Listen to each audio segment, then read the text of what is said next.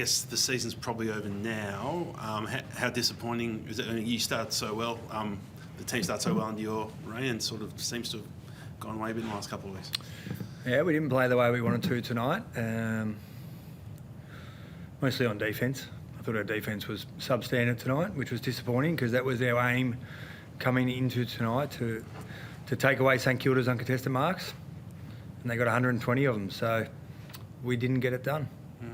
In the last couple of weeks, it just seems like just the sort of trademark effort and real, I guess, care for the game, for want of a better phrase, just hasn't been there with Richmond. What have you put that down to? Because I think tackles again outdone, but also outdone with disposals again for the second week in a row. I know the Bulldogs are a high disposal team, but still it's a sort of trend, I guess, in the last couple of weeks when the season's been pretty much up for grabs.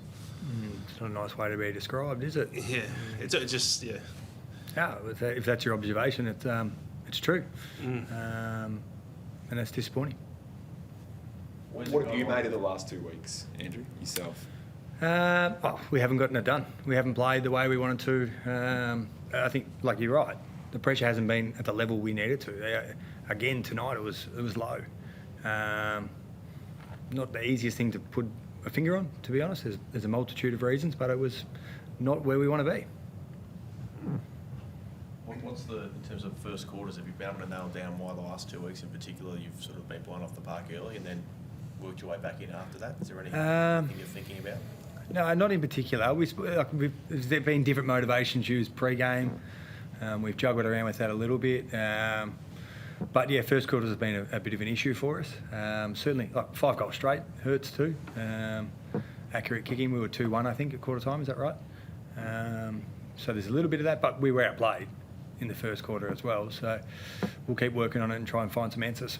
What do you say to them at quarter time in a situation like that when you've been handily outplayed? What's the message to them? Oh, the message is always the same. We're trying to figure solutions out to what's happening in the game. So we talk through what's happened and then we go with solutions to try and fix it. The King matchup was tricky for you.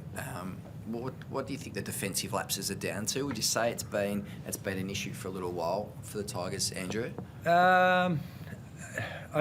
Look, we've had a lot of inside 50s against us this year and we've spoken about that a lot, but we've probably held up a bit better.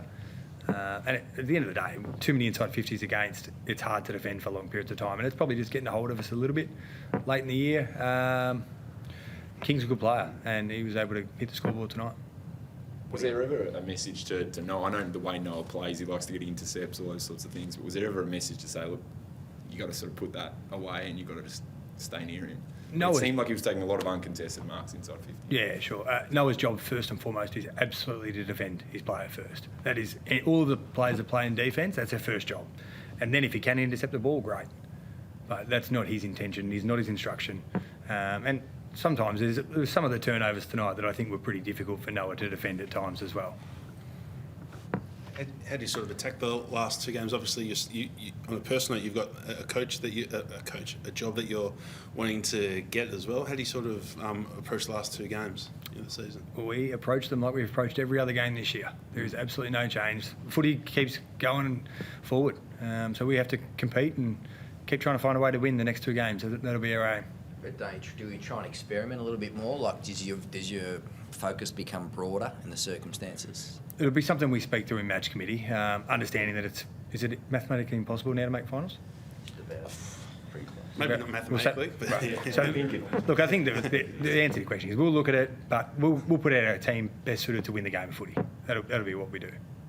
Dan Rioli, how's obviously the ankle looked bad when we went down and played the match out. It was his other ankle, the poor bugger. He's had a rough trot for the last month. He's been battered around a bit, Daniel. So came off, got it looked at, was able to come back on, and it was just a tactical shift to move him up forward in the second half. Okay, so he's completely okay. There's no doubt for next week at this stage. As far as I'm aware, I haven't got a report otherwise. Yeah. Coach play next week? We're hoping so. Yeah, that's the aim. Would there become extra emotion around these next 2 weeks around him potentially, and will you use that, do you think? Absolutely. Yep, for sure. Not just me using it, it's the fact that Trent's been such a long servant of our footy club and so important to us, and the reality is it's now his last 2 games. So I would hope that the players hope to play in a way that represents Trent and what he's done for us. Would you like Jack Revolt to play on next year? Oh, it's the same answer I'm going to give you that I've given you for the last 12 weeks. It's not up to me. Jack's earned the right to make whatever call he wants. So. If you're the coach, though, will you have an input in that? Will you try to convince him if you really think he's required next year? It's not my spot to say. I've sort of answered this the same for 12 weeks now. It's really Jack's been playing for so long. He and Blair will sit down together and make the decision.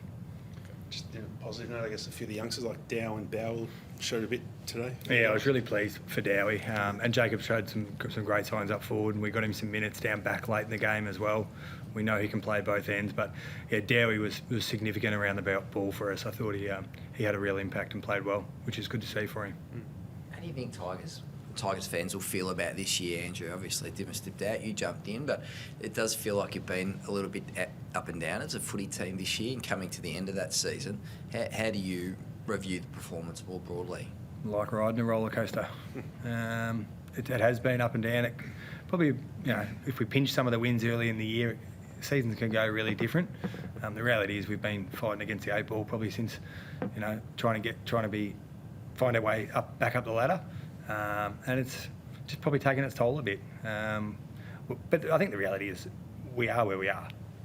The ladder position is a reflection of wins and losses, and that is where we sit right now. So we still think we can play a bit better footy than we are at the moment.